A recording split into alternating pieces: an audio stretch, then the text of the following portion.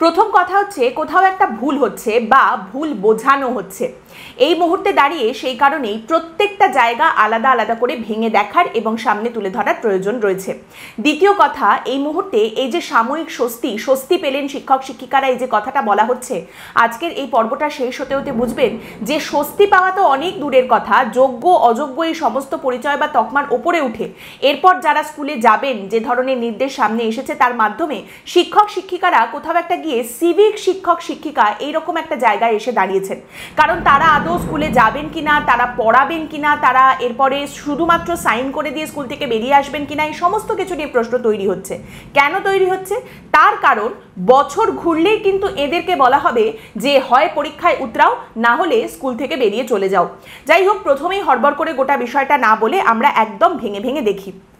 প্রথম কথা কি, প্রথমত আপনারা জানেন সুপ্রিম কোর্টের তরফ থেকে যে নির্দেশ সামনে এসেছিল তার মাধ্যমে 26,000 চাকরি বাতিল হয়েছিল। এবার মধ্যশিক্ষা পর্ষদের তরফ থেকে সুপ্রিম কোর্টে একটি আবেদন করা হয়েছে। রাজ্যের শিক্ষা পরিস্থিতিকে মাথায় রেখে মধ্যশিক্ষা পর্ষদ সুপ্রিম কোর্টে একটি আবেদন করেছিল যে তাদের আরও সময় প্রয়োজন গোটা নিয়োগ প্রক্রিয়া সম্পন্ন করার জন্য, পরীক্ষা নেবার জন্য, এবং এই যে মাঝখানের সময়টা, সেই সময়টাতে যেন এখনো পর্যন্ত যাদের নাম অযোগ্যের তালিকায় নেই, অর্থাৎ এখনো পর্যন্ত যারা যোগ্য বলে মনে করা হচ্ছে, অযোগ্যর তালিকায় নাম যাদের ঢুকে যায়নি, সেই শিক্ষক শিক্ষিকারা যেন স্কুলে যেতে পারেন, তাদের চাকরিটা যেন বহাল থাকে। সুপ্রিম কোর্টের তরফ থেকে কিন্তু পার্শিয়ালি এই আবেদনটাতেই সাড়া দেওয়া হয়েছে। এবং মধ্যশিক্ষা পর্ষদের তরফ থেকে কেন এই আবেদনটা করা হলো, আপনাদের নিশ্চয়ই মনে আছে সুপ্রিম কোর্টের চাকরি বাতিলের নির্দেশ সামনে আসার পরে মুখ্যমন্ত্রী বলেছিলেন 3 মাসের মধ্যে সব করে দেবো, 3 মাসের মধ্যে সব করে দেবো। এবং তারপর এসএসসি চেয়ারম্যান সিদ্ধার্থ মজুমদার তিনি সামনে এসে মুখ্যমন্ত্রীর এই 3 মাসের মধ্যে সবকিছু করে দেবার পরিপ্রেক্ষিতে বলেন 3 মাসের মধ্যে সবকিছু করা একেবারেই সম্ভব নয়। পরীক্ষা নেওয়া, নিয়োগ প্রক্রিয়া সম্পন্ন করা, এগুলো 3 মাসের মধ্যে হবে না, অনেকটা বড় একটি প্রক্রিয়া এবং তার জন্য আরো অনেক সময় চাই। বেসিক্যালি এই সময় চাওয়ার জন্যই কিন্তু মধ্যশিক্ষা পর্ষদ আদালতের দ্বারস্থ হয়েছিল এবং পার্শিয়ালি সুপ্রিম কোর্ট কিন্তু তাদের আবেদনে সাড়া দিয়েছে। এরপরে সুপ্রিম কোর্টের তরফ থেকে কি বলা হয়েছে? সুপ্রিম কোর্ট বলছে টেন্টেড বা অযোগ্যর তালিকায় যাদের নাম এখনো পর্যন্ত নেই, অর্থাৎ আপাতভাবে যাদের যোগ্য মনে করা হচ্ছে, তারা আপাতত স্কুলে ফিরে যেতে পারবেন, চাকরিতে বহাল থাকবেন এবং তারা চাকরি করতে পারবেন 31শে ডিসেম্বর পর্যন্ত। এখানে তারিখের বিষয়টা কি রয়েছে না, বলা হচ্ছে তারা স্কুলে ফিরে যাবেন, চাকরি করবেন, কিন্তু 31শে মের মধ্যে মধ্যশিক্ষা পর্ষদ এবং এসএসসিকে নতুন করে যে নিয়োগ প্রক্রিয়া শুরু হচ্ছে, তার জন্য যে পরীক্ষা নেওয়া হবে, এই সমস্ত কিছুর বিজ্ঞপ্তি জারি করে দিতে হবে। 31শে মের মধ্যে এই বিজ্ঞপ্তি জারি করতে হবে এবং বছর শেষের আগে, অর্থাৎ 31শে ডিসেম্বরের আগে এই গোটা নিয়োগ প্রক্রিয়া সম্পন্ন করতে হবে। অর্থাৎ পরীক্ষা নেওয়া, রেজাল্ট বের করা, প্যানেলভুক্ত করা এবং চাকরি দেওয়া, নিয়োগ প্রক্রিয়া গোটাটা 31শে ডিসেম্বরের মধ্যে শেষ করে ফেলতে হবে। তার মানে যারা এই যে এখন স্কুলে ফিরে যাচ্ছেন তাদের কিন্তু এই যে 31শে মে যে নতুন করে পরীক্ষার বিজ্ঞপ্তি জারি হবে, সেই পরীক্ষাতে অংশগ্রহণ করতে হবে। গোটা নিয়োগ প্রক্রিয়ার মধ্যে কিন্তু তাদেরকেও ঢুকতে হবে। শুধু আগামী 6 মাস তাদের কাজের সঙ্গে সঙ্গে তার মানে পরীক্ষার প্রিপারেশনটা নিতে হবে। যেদিন পরীক্ষার তারিখ সেদিন তাদের পরীক্ষা দিতে যেতে হবে, যোগ্যতা প্রমাণ করতে হবে, তবে তারা চাকরিতে বহাল থাকতে পারবেন। 31শে ডিসেম্বরের পর তারা চাকরি করতে পারবেন কি পারবেন না সেটা নির্ভর করবে কিন্তু এই পরীক্ষার উপরই। তার মানে পরীক্ষা তাদের দিতে হচ্ছে। তারই সঙ্গে সুপ্রিম কোর্টের তরফ থেকে বলা হয়েছে যে সময়সীমা বেঁধে দিয়েছে সুপ্রিম কোর্ট, সেটা যদি মধ্যশিক্ষা পর্ষদ বা এসএসসি পূরণ করতে না পারে, সেক্ষেত্রে সুপ্রিম কোর্ট এই যে রিল্যাক্সেশনটা দিয়েছে, এই যে চাকরিতে বহাল থাকা, চাকরি করতে যাবেন এই শিক্ষক শিক্ষিকারা, আবার এই যে নির্দেশ দিয়েছেন সেটা প্রত্যাহার করে নেবে সুপ্রিম কোর্ট, এই কথাও কিন্তু আদালত জানিয়ে দিয়েছে। অর্থাৎ এই শিক্ষক শিক্ষিকারা আগামী 6 মাসের জন্য টেম্পোরারি সিভিক শিক্ষক শিক্ষিকায় পরিণত হলেন। 31শে ডিসেম্বরের পরেও তাদের চাকরিটা থাকবে কিনা, পার্মানেন্টলি তারা চাকরিটা করতে পারবেন কিনা, সেটা কিন্তু নির্ভর করছে এই নিয়োগ প্রক্রিয়ার উপর, যেটা রাজ্য সরকার বলুন, এসএসসি বা মধ্যশিক্ষা পর্ষদ, তাদেরকে কিন্তু সমস্ত কিছু আয়োজন করতে হবে এবং সেখানে এই শিক্ষক শিক্ষিকাদের পরীক্ষা দিয়ে আবারও যোগ্যতা প্রমাণ করতে হবে। এবার আপনি বলতে পারেন যে ঠিক আছে, ডিসেম্বর মাস পর্যন্ত এরা অন্তত বেতনটা তো পাবে, সেটা তো একটা পজিটিভ বিষয়। নিশ্চয়ই, কিন্তু কারা বেতনটা পাবেন, কারা স্কুলে যেতে পারবেন আর কাদের সেই বেতন ফেরত দিতে হবে, সেটা কিন্তু এখনো পর্যন্ত স্পষ্ট করে সামনে রাখা হয়নি। কেন এই কথা বলছি?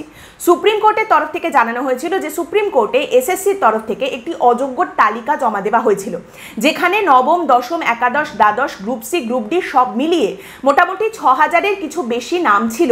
তাদের চাকরি তো বাতিল হচ্ছে এবং তাদেরকে বলা হয়েছিল একেবারে চিহ্নিত অযোগ্য, এরা একেবারে টেন্টেড।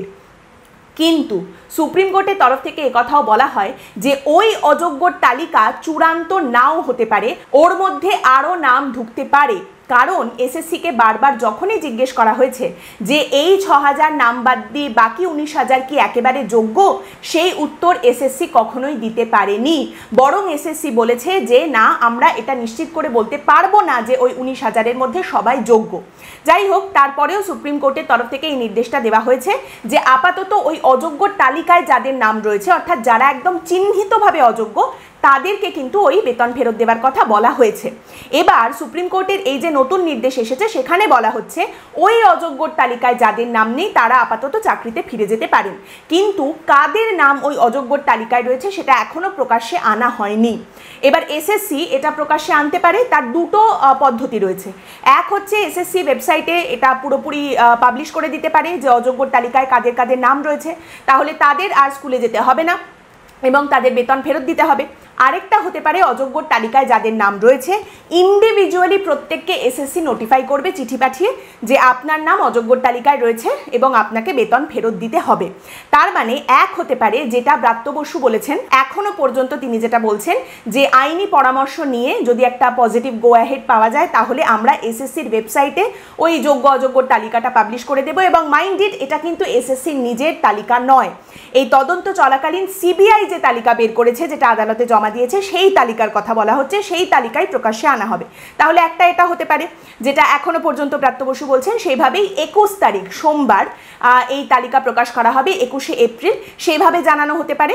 অথবা আরেকটা পদ্ধতি যেটা, সেটা হচ্ছে ওই অযোগ্যদের প্রত্যেককে কানে কানে এসএসসি বলবে যে দেখো তোমার নামটা অযোগ্যর তালিকায় তো ঢুকেই পড়েছে, প্রমাণ হয়েই গেছে, তাহলে বাপু তুমি কাল থেকে আর স্কুলে এসো না, তুমি মাইনে টাইনেও আর পাবে না। এবং এরপর বেতন ফেরত নেবার ব্যাপারটা আবার কিভাবে করা হবে, কি পদক্ষেপ সেই দিকে নেবে এসএসসি বা রাজ্য সরকার, সেটাও দেখার বিষয়।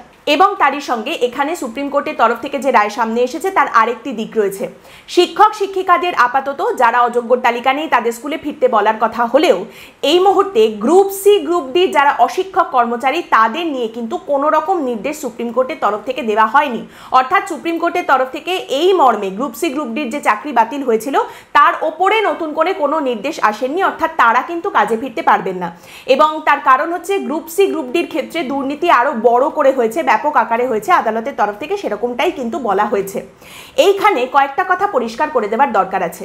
প্রথম কথা, মধ্যশিক্ষা পর্ষদের তরফ থেকে আবেদন করা হয়েছিল, সেই আবেদনে আদালত কিছুটা হলেও সাড়া দিয়েছে এবং বিবেচনা করার পর এই যে আপাতত নির্দেশ সামনে এসেছে, এরপর যদি রাজ্য সরকার আবার নতুন করে কোনো রিভিউ পিটিশন নিয়ে যায় তাহলে কিন্তু এটা আবার গন্ডগোল হয়ে যাওয়ার সম্ভাবনা রয়েছে। এমনিতেই বারবার বলা হয়েছে রিভিউ পিটিশনে নতুন করে কিছু বলার মতো রাজ্য সরকারের কাছে ছিল না, অতএব রায় বদলের কোনো সম্ভাবনা একেবারেই নেই। আপাতত তাও কায়দা করে মোটামুটি একটা সময় বের করে নিয়ে এসেছে মধ্যশিক্ষা পর্ষদ যে আমাকে সময় দিন, এক্ষুনি সব করতে বললে আমরা তো কোল্যাপস করে যাব, আমাদের সময় লাগবে, এত তাড়াতাড়ি গোটা বিষয়টা হবে না। আপাতত সেই সময়টা বের করা গেছে। এরপরে আশা করা যায় যে রাজ্য সরকার রিভিউ পিটিশন বা নতুন করে কোনো রকম কোনো আবেদন, অ্যাপিল কোনো কিছু নিয়ে গিয়ে বিষয়টাকে আরও ঘাঁটাবে না। এবং তারই সঙ্গে বলে রাখি, ব্রাত্য বসু বলেছেন যে সাময়িক স্বস্তি পাওয়া গেছে, এবারে আন্দোলন স্তীমিত হওয়া উচিত, কিন্তু বিরোধীরা হতে দিচ্ছেন না। মানে এই তো 31শে ডিসেম্বর পর্যন্ত আপাতত সাময়িক স্বস্তি, অতএব আপনারা আন্দোলন টান্দোলন সব তুলে ফেলুন, কি আর করবেন আন্দোলন করে, এই তো সবটাই মিটে গেছে, সব ঝামেলা চলে গেছে। ব্যাপারটা হচ্ছে এখানে এইবার নিশ্চয়ই বুঝতে পারছেন গোটা বিষয়টা শোনার পর যে সাময়িক স্বস্তি চাকরিহারারা কেউ পাননি। যোগ্য চাকরিহারা যারা রয়েছেন তাদের জন্য এই সাময়িক স্বস্তি আসেনি। সাময়িক স্বস্তি যদি কারোর জন্য এসে থাকে তাহলে সেটা মধ্যশিক্ষা পর্ষদ এবং তারপরে কিছু বেঁচে থাকলে সেটা রাজ্য সরকারের। যারা চাকরিতে ফিরবেন তারা চাকরিতে তো ফিরবেনই, তারই সঙ্গে তাদেরকে আবার পড়াশোনা করতে হবে, মানে তারা স্কুলে গিয়ে পড়াবেন, তারই সঙ্গে তাদের নিজেদেরও পড়তে বসতে হবে। এমনিতেই আমাদের স্কুলে খেলা মেলা এ সমস্ত করে শিক্ষার 12টা তো মোটামুটি বেজেই গেছে, নানা রকম অভিযোগ বারবারই উঠে আসে, কিন্তু যাদেরকে এই মুহূর্তে কাজটা করতে হবে, ফিরে যেতে হবে, পড়াতে হবে, তাদের নিজেদেরও প্রিপারেশন নিতে হবে, কিভাবে তারা পড়াবেন, নিজেরাও পড়বেন, প্রস্তুতি নেবেন, তারপরে গোটা নিয়োগ প্রক্রিয়ায় তাদের অংশগ্রহণ করতে হবে, অ্যাপ্লিকেশন করা, পরীক্ষা দিতে যাওয়া, তারপর ইন্টারভিউ দিতে যারা সমস্ত কিছু তাদেরকে করতে হবে। এখন করতে হবে কিছু তো আর করার নেই, কিন্তু এর মাঝখানে আবার কিছু প্রশ্ন উঠে আসছে। যারা এই গোটা বিষয়টার মধ্যে রয়েছেন তারাই কিন্তু এই প্রশ্ন করছেন যে সবই তো হলো, সবই তো আমাদের করতে হবে যা করার, কিন্তু আবার যদি একটা দুর্নীতি হয় তখন আমরা কি করব? 2016-র দুর্নীতি 2025-এ এতগুলো যুবক যুবতীকে একেবারে অনিশ্চিত ভবিষ্যতের সামনে দাঁড় করিয়ে দিয়েছে। 2025-এ এসে যদি আবার সেরকম কোনো দুর্নীতি হয় এই নিয়োগ প্রক্রিয়ায়, তখন তারা কোথায় যাবেন? একটা যুগ অন্ধকারের ভেতর ঢুকে গেছে, এরপর কিন্তু আরও একটা যুগ সম্পূর্ণভাবে অন্ধকার গহ্বরে ঢুকে যাবে। আসলে বিষয়টা কি বলুন তো, ঘর পোড়া গরু সিঁদুরে মেঘ দেখলে ডরায়। আর আমরা তো এখন সরকারি পরীক্ষা, সরকারি নিয়োগ প্রক্রিয়ার কথা শুনলেই এই দুর্নীতির আশঙ্কায় মাথা চাপড়াই।